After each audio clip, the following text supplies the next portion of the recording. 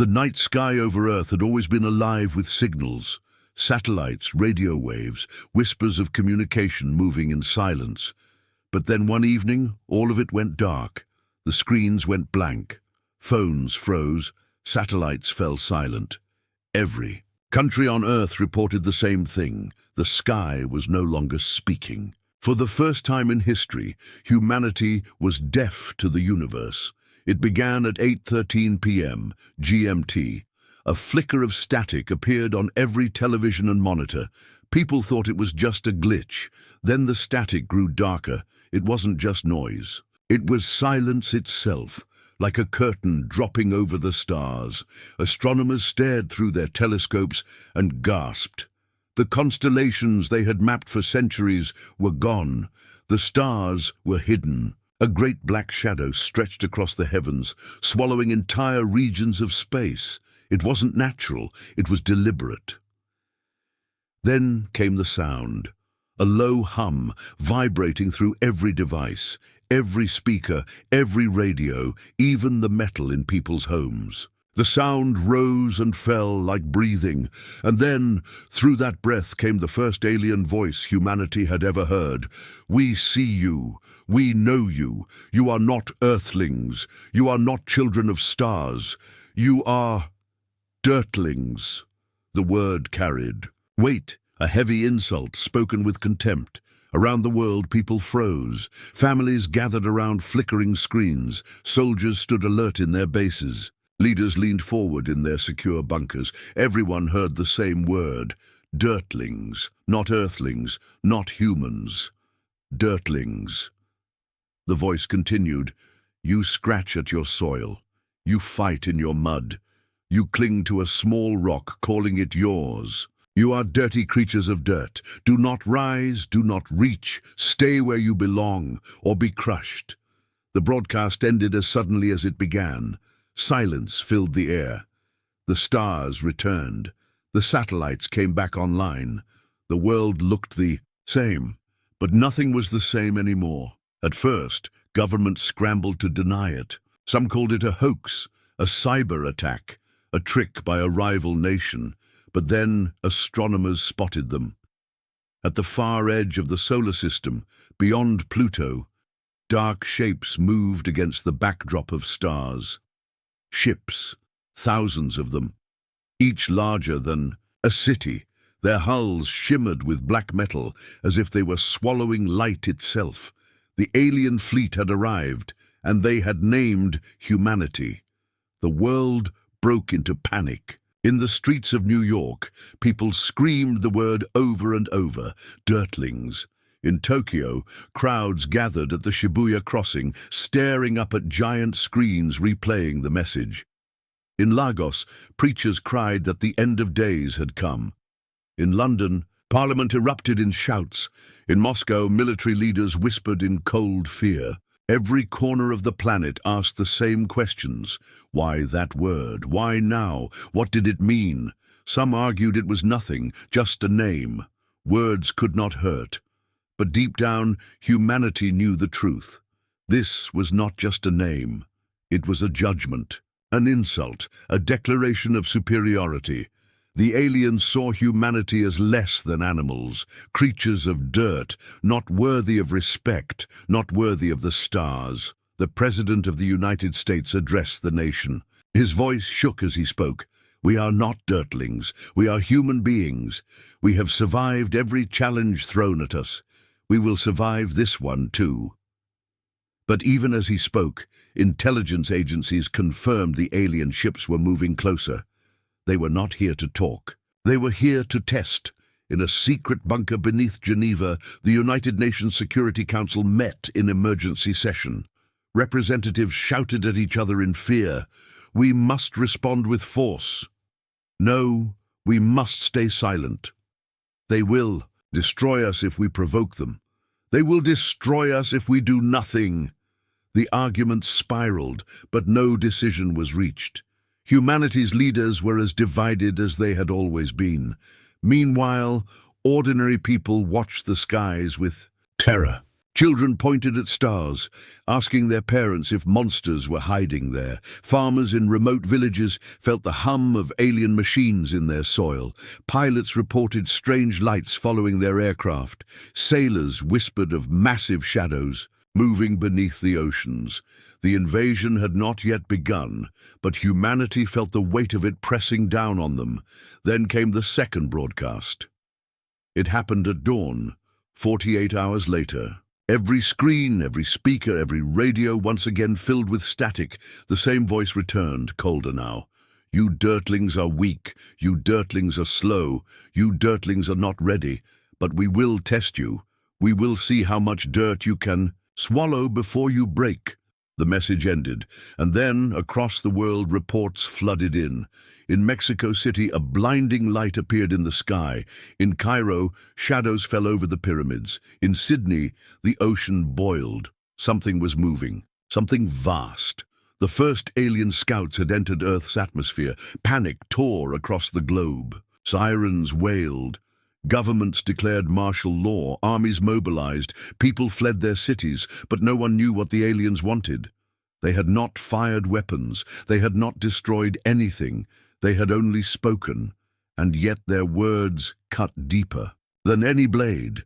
The world waited, holding its breath. Humanity's story had always been about struggle, survival, and hope. But now, that story had a new chapter. A chapter written not by humans, but by beings beyond the stars. And the title of that chapter was already decided. Not Earthlings, not children of Earth, just Dirtlings. The insult burned in the hearts of billions. Some felt rage, some felt shame, some felt fear. But deep inside, beneath all of that, a spark began to grow. Humanity had been underestimated before, called weak, called primitive, called nothing, and every time humanity had proved them wrong. This time would be no different. But for now the sky was silent again.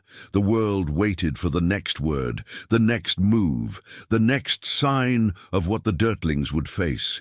The shadow of the alien fleet loomed larger with every passing hour, and in that silence the question haunted every mind: were humans truly Dirtlings, or something far more dangerous? The world had not slept since the alien broadcast. Every news station replayed the same words. You are Dirtlings. The insult echoed across the planet, heavy and cruel. Some people laughed nervously, pretending it was only a joke. Others raged, smashing their televisions and shouting into the night. But most of the world was quiet. Too quiet. Fear had settled. Deep like a shadow no one could escape. Governments prepared armies. Scientists scanned the skies. Preachers called for prayer. But ordinary people just waited. They waited for the next sign. And then, on the third day, the sign came. It was a warm evening in São Paulo, Brazil. Crowds filled the streets, trying to distract themselves with normal life. Music played, food stalls steamed with the smell of roasted meat. Children laughed as they ran through the streets. But in the middle of all that noise, the sky above, the city split open. A single shaft of light fell from the heavens, sharp and white. It cut through the night like a blade. People stopped where they stood. They raised their eyes, shielding them from the glow. Then the light narrowed. It locked on one man. He was an ordinary man.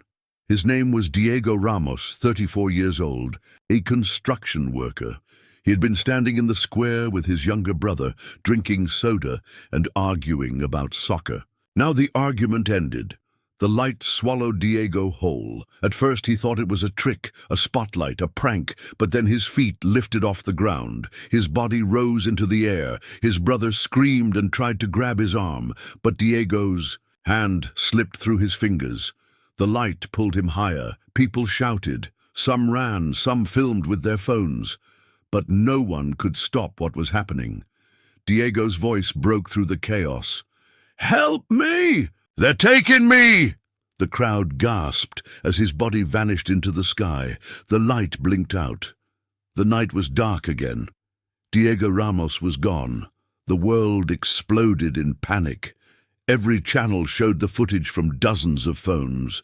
News anchors whispered the words, "The first Dirtling has been taken." Politicians tried to calm the public, but their faces were pale, their voices weak. Families locked themselves indoors. Strangers hugged each other in the streets. Soldiers fired their rifles into the sky as if bullets could pierce the stars.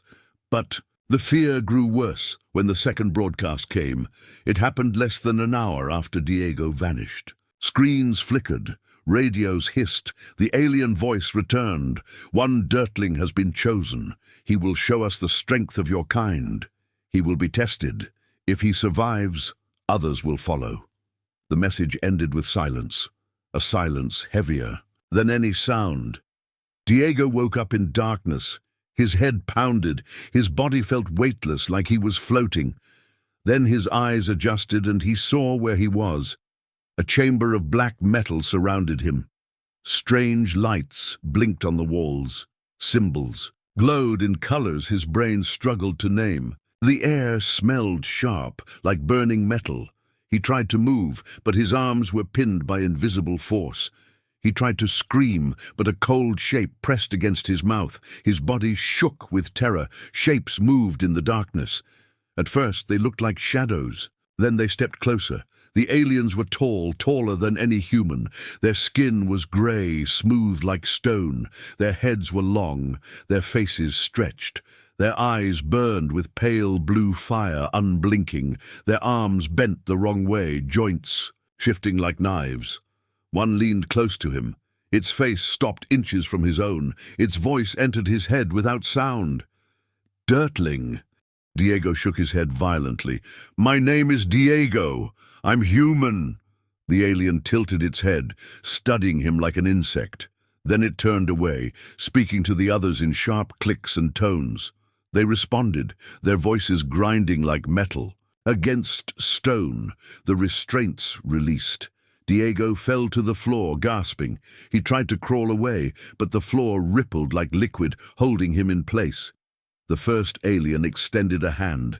A needle-like device appeared from its palm. The needle touched Diego's skin, and fire exploded through his body. He screamed. His veins lit up like burning wires. He could feel them scanning him, pulling apart his DNA, studying every cell. The pain stopped suddenly. He collapsed, trembling. The alien leaned closer again, fragile, weak, yet persistent. You cling to life? Diego spat blood, his voice raw. We don't quit. That's what makes us human. The alien stared at him for a long moment. Then it hissed. Test begins. On Earth, the world watched in horror as a strange signal appeared on every device. It showed Diego Ramos strapped to a metal frame, his body shaking with electricity. His screams echoed through the broadcast. Families covered their children's eyes. News anchors turned pale. But no one could look away. The aliens wanted the world to see.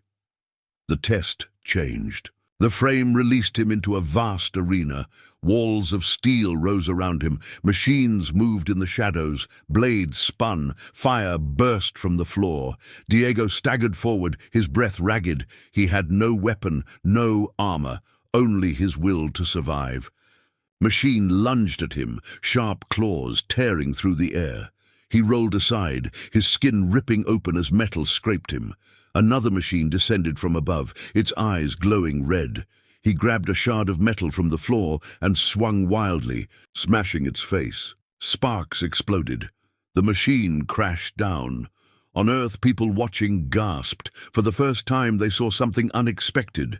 Diego was fighting back. The arena roared with new machines. Blades, claws, fire, and smoke surrounded him. He bled, stumbled, screamed. But he kept moving, he kept fighting. Every time he fell, he got back up, and the aliens were watching. Their eyes narrowed, their heads tilted. Their whispers grew sharper. They had expected him to break, to collapse, to beg. But instead he fought like a cornered animal. One alien hissed, "Dirtling resists." Another replied, "Impossible. Their kind is weak." The first one leaned forward, staring at Diego's broken body as he lifted the shard of metal again. "No, their kind is stubborn." Hours passed. The arena finally fell silent. Diego lay on the floor, barely breathing. His body was covered in blood and burns. His hands shook as he gripped the shard of metal like a sword. The alien leader stepped into the arena. Its tall shadow fell over him. Diego forced his head up, his eyes blazing with pain and defiance. "Is that all you've got?" he whispered. The alien stared down at him. For the first time, it did not speak. It only watched. Then, slowly, it turned away. Diego collapsed into darkness. On Earth, the broadcast ended. The screen went black. People screamed at their televisions, begging to know what happened. Did he survive? Was he dead? The alien voice returned one last time. "The first Dirtling has been tested. Others will follow. Watch and know your place." The world was silent. But inside that silence, something began to change. People no longer looked at themselves as helpless. They looked at Diego Ramos, a simple man, a construction worker, a nobody. And yet he had stood against monsters and survived longer than anyone believed possible. Children whispered his name. Families lit candles for him. Soldiers painted his face on their armor. Across the planet, hope began to grow again. The aliens had wanted to show weakness, but instead they had shown strength. The first Dirtling was taken, but he was not broken, and the universe had no idea what humanity would become next. The world could not forget the screams, every television, every phone, every radio. Diego Ramos, the first human taken, the first Dirtling tested. His voice had echoed across the planet as machines tore at him, as fire burned around him, as he refused to give up. And then the broadcast ended. The screen went black. The aliens said only, "The first Dirtling has been tested." No one knew if Diego lived or died. For 3 days, Earth held its breath. Families lit candles in windows. Soldiers painted his name on their helmets. Priests called him chosen. Protesters shouted he had been sacrificed. Children whispered his story like a bedtime legend. But then, on the 4th night, the silence broke. It began in the city where he was taken, São Paulo. A storm gathered without warning. The sky twisted black. Lightning crackled in patterns no scientist could explain. Then, at the center of the city square, a column of light fell again, the same light that had stolen him. Crowds screamed and scattered. Some ran. Some dropped to their knees in prayer. Cameras turned, desperate to catch every second, and then the light released him. Diego Ramos fell to the ground, broken and bleeding. Gasps filled the air. His skin was scorched, his clothes shredded. His body bore wounds that no human hospital had ever seen, but his chest rose and fell. He was alive. Slowly, painfully, he lifted his head. His eyes were no longer the same. They burned with something deeper, something sharper. His voice was a rasp, but the words were clear. "They are afraid of us." The crowd erupted. Some screamed with joy. Others wept. Soldiers rushed forward, surrounding him, carrying him away. Doctors begged for space. Cameras zoomed in, capturing his every breath. In minutes, the entire world saw him again, not dead, not broken, alive, and his words repeated everywhere. "They are afraid of us." Governments scrambled. World leaders demanded answers. What had he seen? What had they done to him? In a hospital hidden deep beneath Geneva, Diego was laid on a bed. Tubes entered his veins. Machines scanned his body. Doctors spoke in frantic whispers. His muscles were torn, yet somehow healing faster than they should. His heart had slowed almost to death, yet kept beating. His blood carried strange new traces.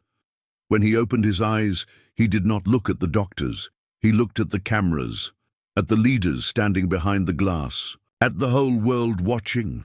"They wanted to break me," he said, his voice rough but steady. "They wanted to prove we are weak, but they failed. They tested me with fire and steel, and they saw something they did not expect." He paused, his chest rising. "They saw fear, their fear, not mine." The world erupted again. News channels screamed headlines, "Aliens fear humans." Crowds filled the streets, waving flags, chanting his name. Children painted his face on walls. Families prayed to him as if he were a saint. But in the shadows, leaders whispered a darker truth. If the aliens were afraid, what exactly were they afraid of? Diego told them what he had seen, the machines, the fire, the tests, the cold voices calling him fragile. And then, when he refused to fall, when he stood bleeding but unbroken, he saw it, a flicker in their eyes, a hesitation in their movements, the same way a predator pauses when prey refuses to run. "They thought I would die," Diego said. "They wanted the world to watch me fail, but I didn't. I fought. And that scared them." The doctors nodded, but the generals leaned closer. "Why?" one asked. "Why would advanced beings fear us? We are nothing to them. We are dirt." Diego's gaze hardened. "Because dirt can bury anything." That night, another broadcast came. The alien voice returned, colder than before. "The first Dirtling has survived. Unacceptable. He is flawed. He is broken. Yet he resists. His kind resists. This is not strength, this is disease, and disease must be erased." Across Earth, people trembled. The alien fleet was moving closer now. Their massive shadows filled telescopes. Their numbers were endless.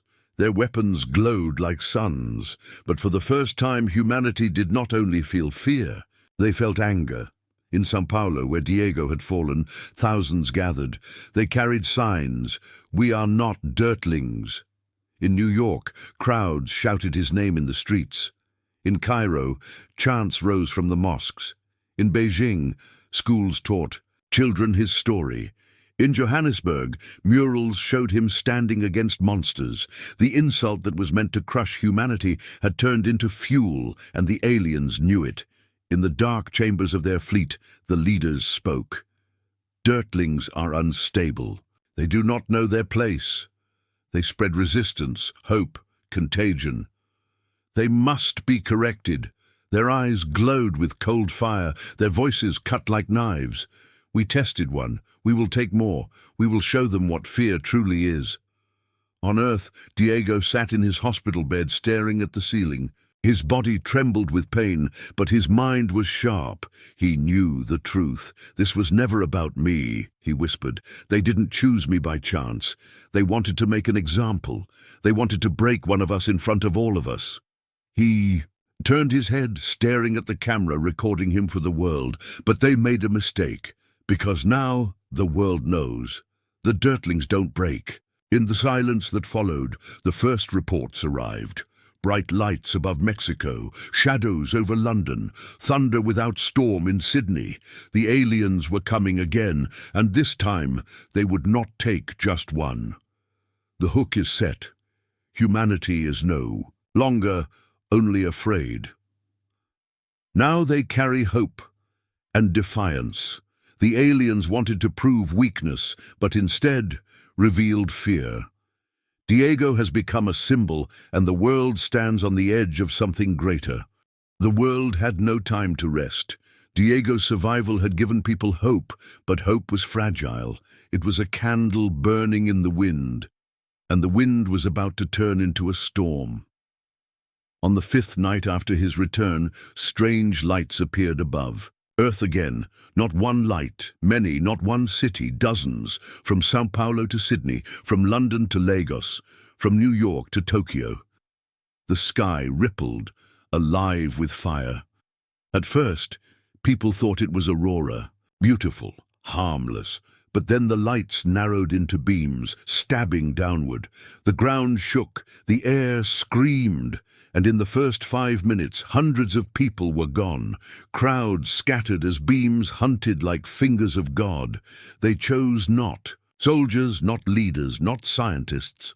They chose at random, a baker, a teacher, a child in a park, a bus driver on his route. The message was clear. No one was safe. In London, a woman screamed as her husband floated upward, clawing at the air. In Sydney, an entire beach watched as 3 swimmers vanished into the night. In Lagos, a crowded market fell silent when two children were lifted away, their toys falling back to the ground. Phones filmed everything, live streams captured the terror. And once again, the world watched helplessly. Governments reacted in chaos.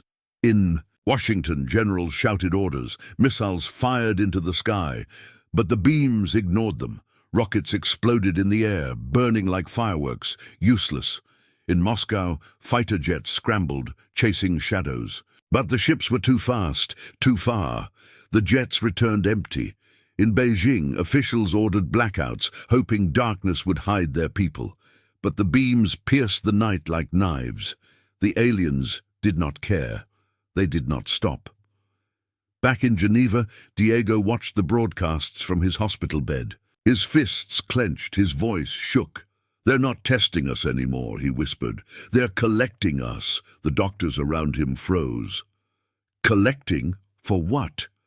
Diego turned his head slowly, his eyes still burning with that strange fire, to see if we all resist the way I did, to see if they should fear all of us. The alien fleet glowed at the edge of the solar system. From Earth, it looked like a second Milky Way, a band of dark stars moving against the real ones.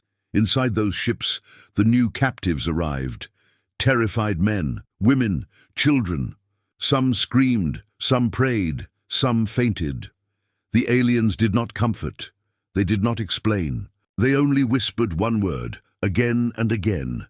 Dirtlings. The prisoners were placed in chambers like Diego had seen. Dark walls, sharp light, machines humming. And the tests began. On Earth, the broadcasts returned. Screens everywhere flickered. On without warning, the world saw the captives, their terror, their pain, their screams. In Mexico City, people watched a baker cry out as machines sliced at his arms. In Cairo, a mother wept as her child was surrounded by fire. In Berlin, a teacher collapsed under endless shocks. The aliens wanted the world to watch. They wanted to break the candle of hope, to show that Diego's survival was a mistake, an accident, nothing more. But once again, something unexpected happened. The captives fought back, not with weapons, not with strength, but with something else. The baker refused to scream, even as blades cut his skin. He spat at the machines and whispered, "You will not win." The teacher sang songs through her pain, her voice broken but steady. The child, barely 10 years old, shouted at his captors, "We are not dirt." And billions of people on Earth watched, stunned. In the alien chambers, the leaders hissed, they resist again. They should be fragile. They should collapse. They should obey. But they did not. Every dirtling taken showed the same stubborn fire, weak bodies, strong spirits, refusing to break, refusing to give the aliens what they wanted, and with each act of defiance, the aliens grew uneasy. In Geneva, Diego forced himself out of bed. His body shook. His nurses begged him to rest, but he stood, leaning on the wall, staring into the camera, broadcasting live to the world. "Do you see?" he said, his voice fierce. "It's not just me, it's all of us. Every one of us has it. The will to fight, the will to endure. That is what they fear. That is what makes us dangerous." But the aliens were not finished. On the 7th night, they escalated. No longer satisfied with taking individuals, they took groups. In India, an entire village disappeared in one flash of light. In France, a train full of passengers was lifted into the sky. In America, a school gym vanished, leaving only silence and dust. The broadcasts followed, showing the new prisoners forced into impossible trials. Heat, pressure, darkness, machines, pressing them to the edge of death. Yet again, the humans endured longer than they should. Some died, yes, but not all. And even those who died cursed their captors with their final breath. Panic turned to fury on Earth. Crowds stormed government, buildings demanding action. Soldiers marched, chanting Diego's name. Scientists worked without rest, trying to find a way to fight the beams, to fight the ships, to fight anything. And in the shadows of the fleet, The alien leaders whispered, "This is wrong. This cannot continue. These Dirtlings are not supposed to resist," but still they did. One alien, older than the rest, spoke slowly. "Perhaps it is not their weakness we should test. Perhaps it is their strength," the others hissed in anger. "Strength! They are dirt!" The elder turned, its blue eyes flickering. "Dirt can bury stars." On Earth, Diego sat before the world once more, his body weak, his voice ragged, but his eyes blazing. "They think they can scare us into silence," he said, "but every person they take proves the truth. We are not weak, we are not dirt, we are human, and we do not break." Billions listened, billions believed, and for the first time, humanity was no longer only reacting, they were preparing. The second wave had begun. The abductions spread, the tests grew harsher, and the fear deepened. But now, the world carried something stronger than fear, rage, defiance, hope. The aliens wanted submission. Instead, they had awakened resistance, and in the cold silence of space, the fleet of shadows began to shift, preparing for something far greater than tests, something final.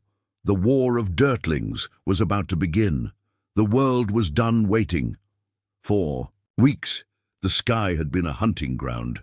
Lights fell, people vanished, screams echoed across every screen. The aliens had tested, tortured, and mocked humanity. They had called them Dirtlings, weak, fragile, worthless, but with every abduction something had changed. Hope had grown, rage had grown, and now humanity was ready to strike back.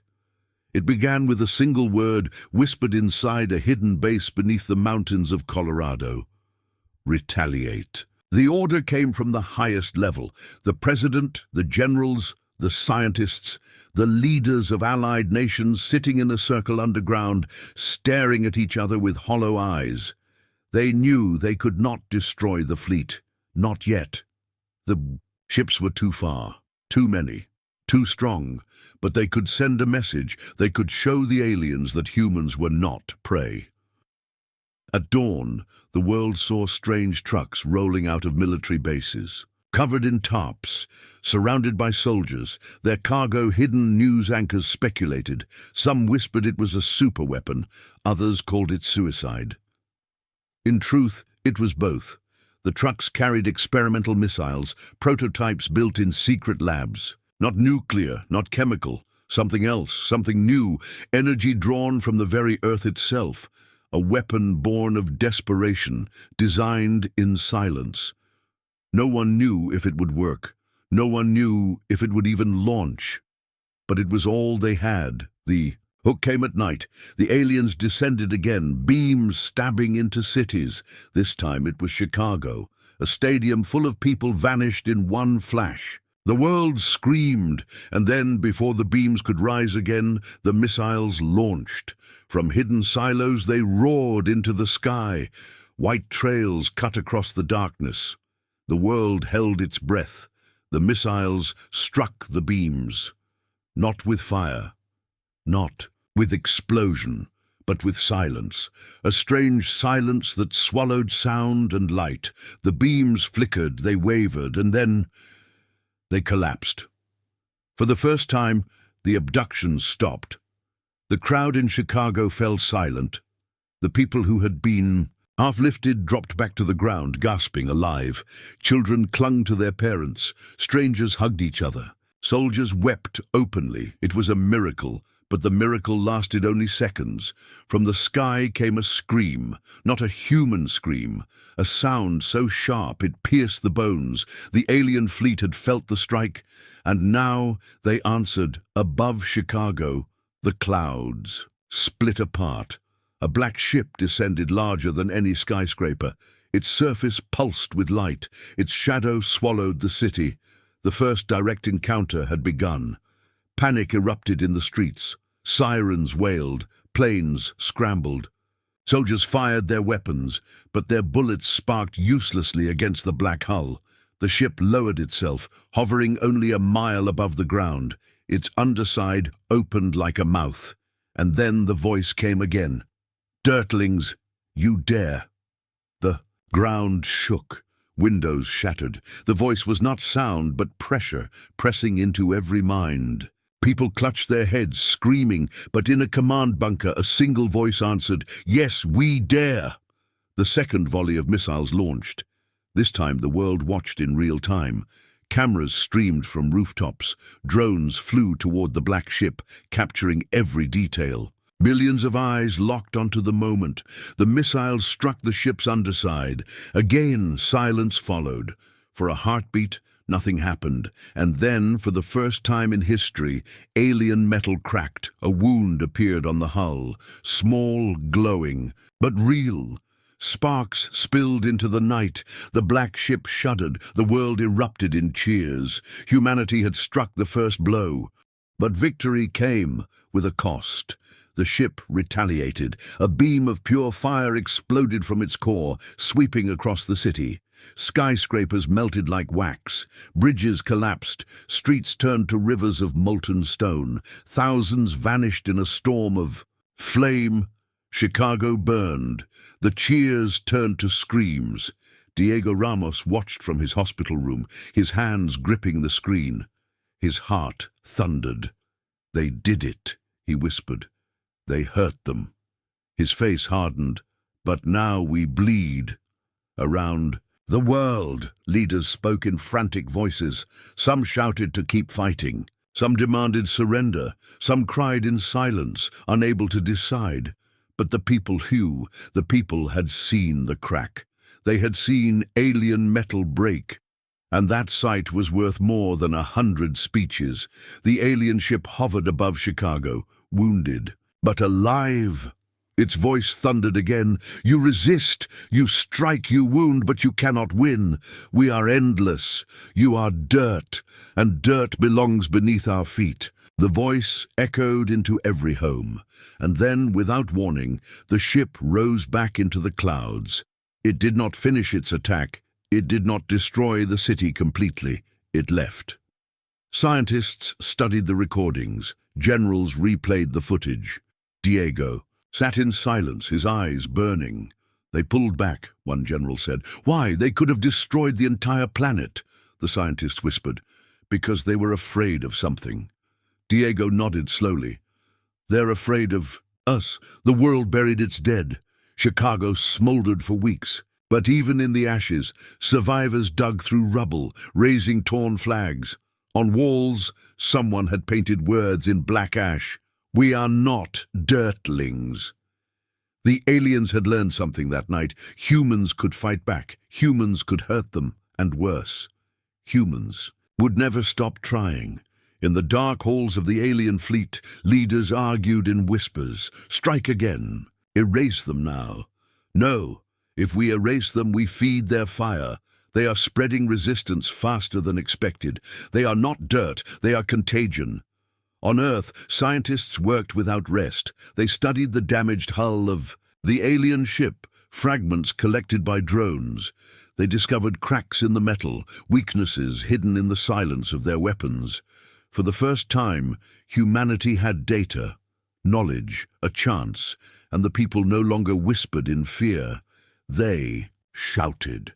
They marched. They demanded to fight. The first human strike had cost thousands of lives. But it had given the world something greater, a reason to believe.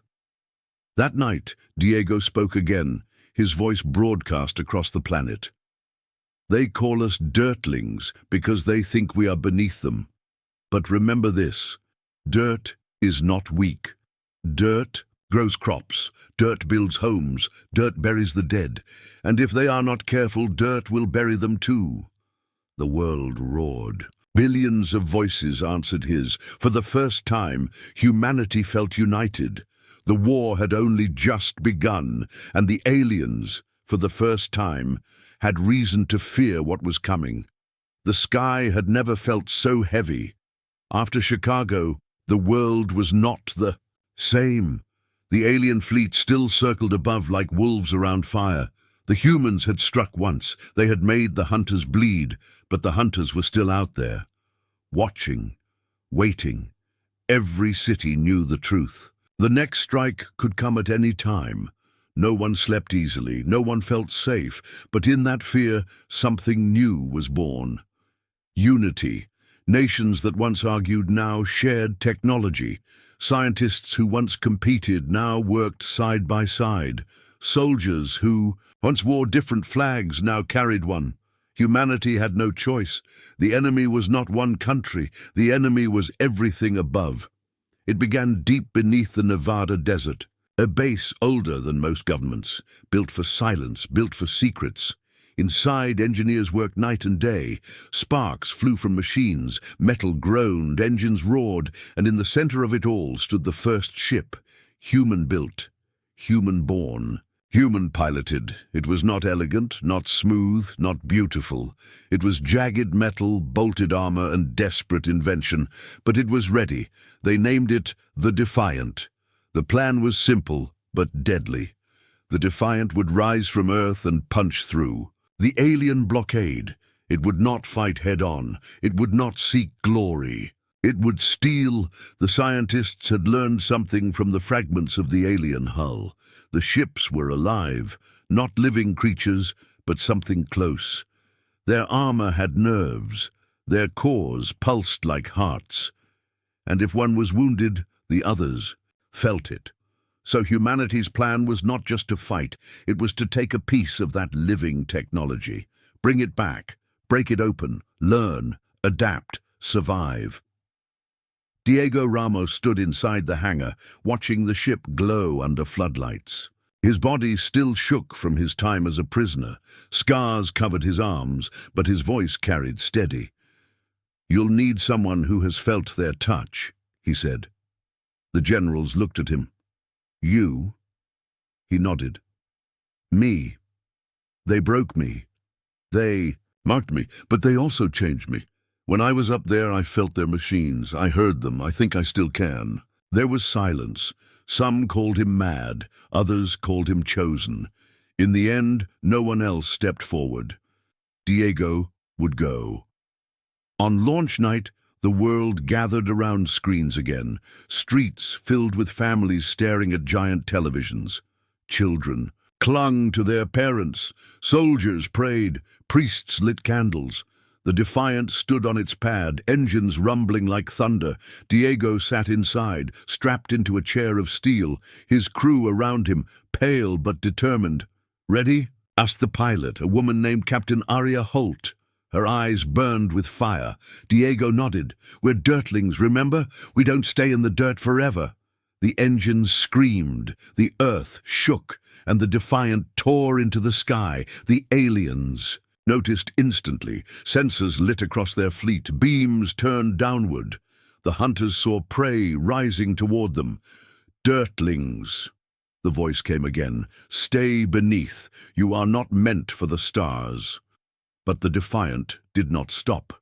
Its engines howled, spitting flame. Clouds tore apart. Space opened above. The first shots came like lightning. Blue beams lashed from alien ships, slicing toward the human craft. The Defiant shuddered, armor peeling, alarms screaming. But she kept rising. Inside, crew members shouted. Sparks rained from the ceiling. One man was thrown from his seat, blood spraying. Aria gritted her teeth, pulling the ship higher. "We hold," she shouted. "We climb." The world watched in horror. The first human ship rose into space under fire. Every beam that struck it could have been the last. Every second felt like eternity. And then, with a final roar, the Defiant broke through. The blue curve of Earth fell behind. The black sea of space stretched before them. Cheers erupted across the planet. People screamed, cried, fell to their knees. Humanity had entered the void. But the celebration ended fast. The alien ships turned. 3 of them, black as shadows, moved to intercept. Their shapes shifted, alive, pulsing with blue veins. Their eyes glowed like suns. "They're here," Diego whispered. His skin prickled, his scars burned. "I can feel them." The alien ships closed in. The Defiant shook as beams struck its shields. The human vessel groaned, engines screaming. "We can't fight them head-on," Arya said. "We'll be torn apart." "Then we don't fight," Diego replied. "We steal." The plan unfolded in chaos. The Defiant dove toward the nearest alien ship, weaving between beams. Alarms shrieked, the hull cracked, men and women cried out. But still they pressed forward. "Now!" Diego shouted. The human weapon fired. Not a missile, not a laser, a harpoon, a spear of human steel tipped with stolen alien fragments. The harpoon struck the alien hull. It dug deep. It latched on. The ship screamed, not with sound, but with vibration that shook every bone. Diego collapsed to his knees, clutching his head. He felt it inside his mind. The alien ship's pain, its confusion, its fear. "They don't understand us," he gasped. "They don't know what we are." The Defiant pulled hard. Engines roared. The harpoon ripped a piece from the alien ship's skin. Glowing blue, twitching like muscle. Sparks flew as it broke free. The alien vessel reeled, staggering backward. For the first time, a human ship had wounded an alien in space. The crew cheered. Arya grinned through blood. "We have it!" But the victory lasted only a breath. The other two ships closed in, their weapons lit. The Defiant shook. Metal ripped. "Flames burst inside the cabin. We can't outrun them," a crewman cried. "No," Arya said, her voice like steel. "But we can go through them." She dove straight between the two alien ships. Beams sliced past. One tore through the engine, sending fire down the corridor. The ship screamed. People burned, but they kept going. Then with a sudden burst, the Defiant spun, releasing the harpoon cable. The stolen fragment ripped free from the hull, dragged into the cargo bay. "Close it!" Diego roared. The chamber sealed. The glowing alien piece pulsed like a heart inside steel. "We have it," Arya whispered. "Now get us home." The alien ships howled in fury. They unleashed everything: beams, fire, waves of energy that tore chunks of metal from the human craft. The Defiant was breaking apart. Panels exploded. Oxygen bled out. Crew members gasped, clutching their throats. "Engage fallback drive," Arya commanded. "It's untested," shouted an engineer. "So are we," she said. "Do it." A switch flipped. The ship groaned. The engines twisted, bent, screamed louder than thunder. Space itself seemed to warp, and then, in a flash of white, the Defiant vanished. The alien ships scanned. They searched. They fired into empty space, but the humans were gone. Far below, on Earth, every screen went dark. Every channel froze. The ship had vanished from all signals. For minutes there was silence. Fear spread. Had they failed? Were they dead? Then a voice broke through static. Diego's voice. "This is the Defiant. We are coming home." The world erupted. Fireworks lit the sky. Bells rang. Children screamed with joy. The impossible had happened. Humanity had gone into the void and returned with alien flesh. Inside the battered ship, Diego looked at the glowing fragment.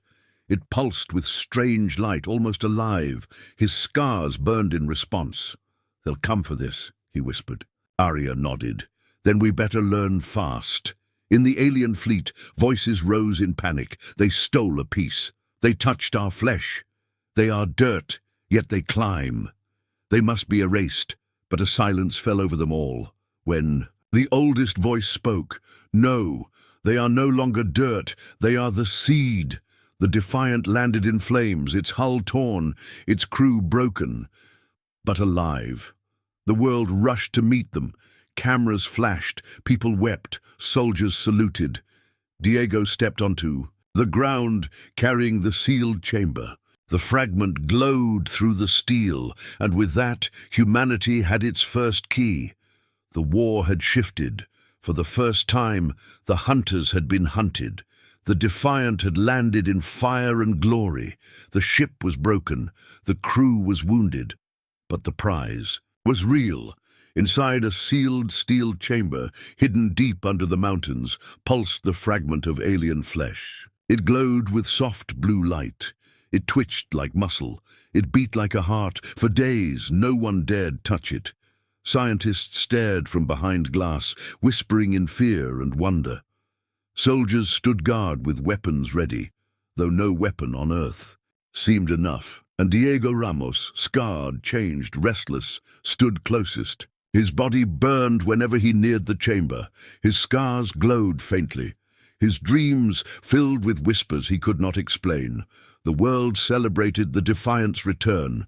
Cities erupted in cheers. Flags waved. Songs were sung. But beneath the joy, unease lingered. The aliens had not struck again. Not yet. Everyone asked the same question. Why had they stopped? In the hidden labs, the scientists began their work. They cut into the fragment with lasers. The blades melted. They froze it in liquid nitrogen. It pulsed stronger. They shocked it with electricity. It absorbed the current and glowed brighter. Every attempt failed. Then Diego stepped forward. His hand trembled. His skin burned. "Let me try," he said. The room fell silent. The lead scientist, Dr. Keller, shook her head. "It's too dangerous. We don't know what it will do." Diego's voice was steady. "It already knows me.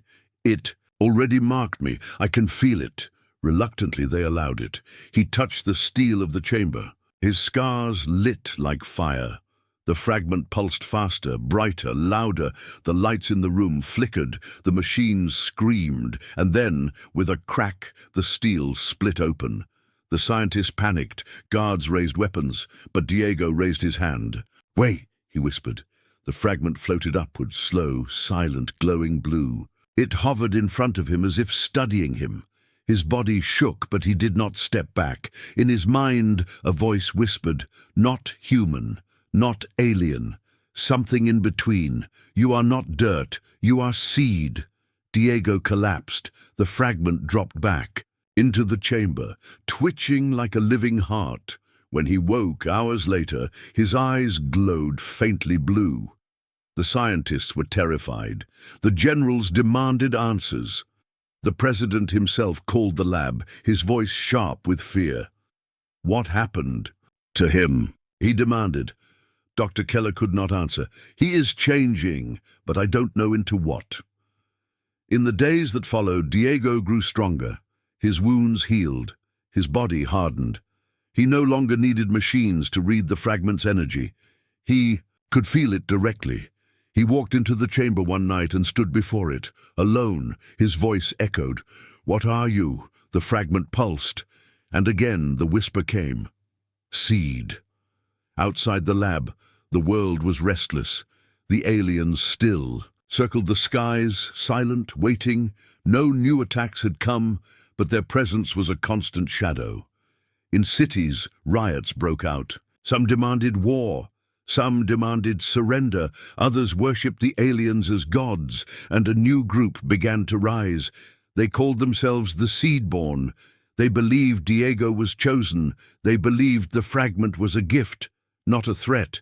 Their symbol spread across walls and screens, a glowing blue circle, pulsing like a heart. One night Diego dreamed. He saw Earth from above. He saw alien ships circling like vultures, and he saw roots, giant roots of light, rising from Earth, wrapping around the ships, crushing them. He woke, gasping, sweat pouring down his face. His scars burned like fire. He whispered into the darkness, "They fear us because they know we can grow." The generals grew nervous. Some wanted the fragment destroyed. Some wanted Diego locked away. Some wanted to cut him open and study him, but the people loved him. The Seedborn spread faster than any army. They painted walls with his face. They carried banners of blue. They shouted in the streets, "Dirt no more. We are seed." The government could not silence them. The world had chosen its symbol. Then the change spread. Not just in Diego, others began to feel it. The crew of the Defiant reported strange dreams. They woke with scars glowing faintly. Their strength grew. Their wounds healed too fast. The scientists who studied the fragment felt whispers in their sleep. The guards who stood too close for too long began to see flashes of light in their eyes. It was spreading. Dr. Keller was the first to realize. "This isn't a weapon," she whispered. "It's an infection." But Diego shook his head. "No, it's evolution." The aliens finally spoke again. Their voice thundered across every channel. "Dirtlings. You steal what you cannot hold. You touch what you cannot control. You spread what you cannot contain. Stop before it consumes you." The world froze. For the first time, the aliens sounded afraid. The president addressed the people. His face was pale. His voice trembled. "They want us to destroy the fragment, to end the experiments. If we do not, they will come." Billions of eyes turned to Diego. "What should we do?" the president asked him. "Live in front of the world." Diego stood tall, scars glowing, eyes burning blue. "We do nothing. We let it grow. Let it change us, because they are not afraid of the fragment. They are afraid of what we will become." The world erupted. Cheers, riots, fear, worship, hate. Some followed Diego blindly. Others demanded his death. Nations split. Families divided. But in the shadows of the alien fleet, a decision was made. "They are already changing," whispered one alien commander. "We waited too long. The seed has taken root," the oldest voice answered. "Then we must burn the soil." In the labs, the fragment pulsed faster than ever. Its glow filled the entire chamber. Machines shorted. Lights died. The scientists screamed as blue fire licked the walls. Diego entered, calm, unafraid. His body glowed with the same light. He placed his hand on the fragment. It melted into him. "Say." Chamber exploded with light. When the scientists opened their eyes, Diego was gone. The fragment was gone. Only scorch marks remained. But in the distance, above the mountains, a new light burned in the sky. And then, without warning, the aliens moved. The fleet shifted. The sky darkened. The invasion was no longer silent. The hunters were coming, and the Dirtlings, no, the seed, were waiting. The sky was no longer calm. The alien fleet moved in full force at last. Their ships spread across the heavens like a black storm. Cities trembled beneath their shadows. The oceans reflected their fire. People ran into the streets pointing upward. The invasion was no longer whispers. It was here, and in the mountains, where Diego Ramos had vanished into light, a new glow burned. Dr. Keller stood outside the ruined chamber. Her clothes were torn. Her face was black with ash. Her hands trembled as she pointed to the horizon. "He's not gone," she whispered. "He's up there." The soldiers looked to the sky. In the distance, through clouds and fire, a shape hovered. Not a ship, not a man, something in between. A body wrapped in blue light. A figure with burning eyes. It was Diego, or what Diego had become. The people of Earth saw him too. Screens across every city lit with his image. He floated above the mountains, glowing like a star, his voice carried into every home, every mind. "They come to burn us, they come to bury us, but dirt does not fear fire. Dirt becomes stronger, dirt grows. And today we show them what grows from the ground." The world roared back. Cheers, cries, prayers, songs. Billions of voices answered one. For the first time, humanity did not feel alone. The alien fleet opened fire. Beams of blue light rained down on Earth. Buildings melted, streets shattered, forests burst into flame. The first wave of destruction began. But Diego raised his hand. The beams stopped in midair. The light bent. The fire twisted, and with a wave he hurled it back. Entire alien ships exploded in the sky, burning into ash. The people screamed with joy. "He fights for us." But Diego was not the only one who changed. Across the world, others began to glow. Crew members of the Defiant, scientists from the lab, guards who had stood near the fragment, even ordinary civilians who had dreamed of blue light. Their scars burned. Their eyes glowed. Their bodies grew stronger. They looked to the sky and felt it calling them. The seed had spread. In New York, a firefighter lifted a falling building with bare hands, pulling survivors free. In Mumbai, a child raised her arms and stopped fire raining from the sky. In Cairo, a group of soldiers stood glowing, their rifles forgotten, as their bodies themselves became weapons. Humanity was changing. Not everyone, not all at once, but enough. The aliens saw it and they panicked. Inside the flagship of the fleet, the alien commanders shouted, "The seed spreads too fast. We waited too long. They will not remain Dirtlings. They will surpass us," the oldest voice growled. "Then we end it now. Burn the entire planet. Leave nothing." The order was given.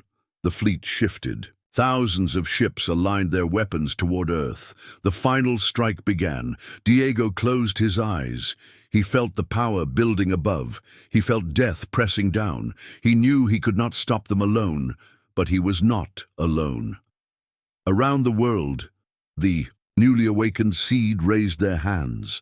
Their voices joined his. Not words, but will. Blue light rose from Earth, from millions of glowing eyes and burning scars. Roots of energy shot into the sky, wrapping around the alien beams, breaking them. Apart, the planet itself seemed alive. The dirt answered. The battle began. Alien ships fired in fury. Beams slashed the skies. Explosions lit the clouds. The air shook with thunder. But humanity struck back. The Defiant rose again, patched and broken, but burning with blue light. It grew, half seed, half human, fired new weapons grown from the alien fragment. The ship roared into the fleet, tearing through enemies. All across the world, fighters scrambled. Jets soared, missiles launched, but this time human hands glowed with power. Their weapons struck harder, their engines flew faster. The Dirtlings had become something else.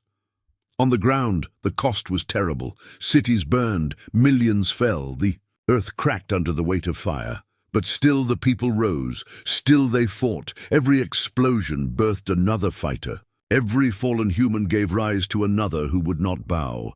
And at the center of it all was Diego. He flew into the heart of the fleet, glowing like a comet. Alien ships swarmed him, firing beams, hurling fire. He tore through them like paper. His body burned with scars of light. Inside the flagship, the oldest alien commander watched him approach. For the first time in centuries, he felt fear. "This should not be," he whispered. "Seed was never meant to bloom here, but it had." Diego crashed into the flagship. Metal screamed, walls shattered. He tore his way into the command chamber, glowing brighter than the sun. The alien commander stood tall, taller than any human, his body wrapped in black armor.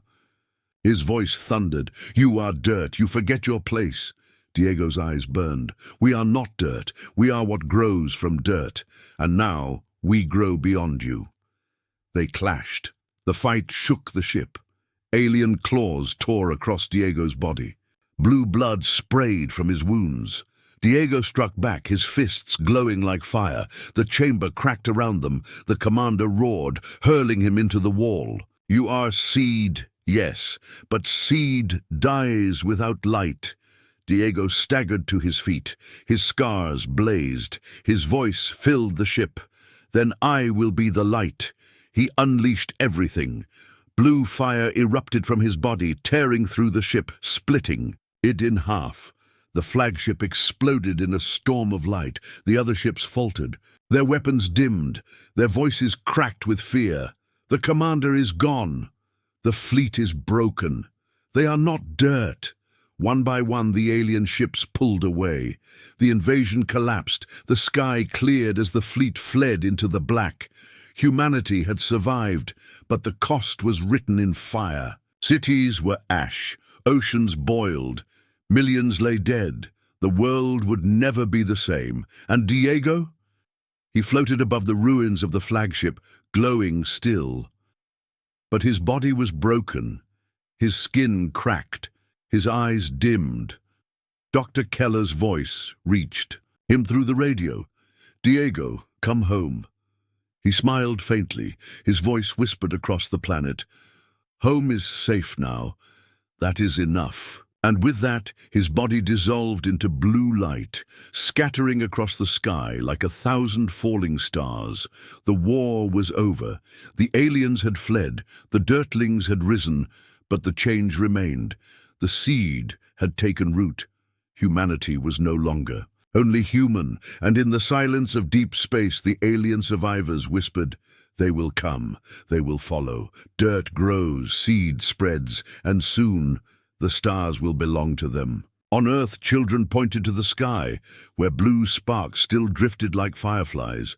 One boy asked, "What were we called before?" His mother smiled, tears in her eyes. "They called us Dirtlings." "And what are we now?" the boy asked. She looked at the glowing sky and whispered, "We are the defenders."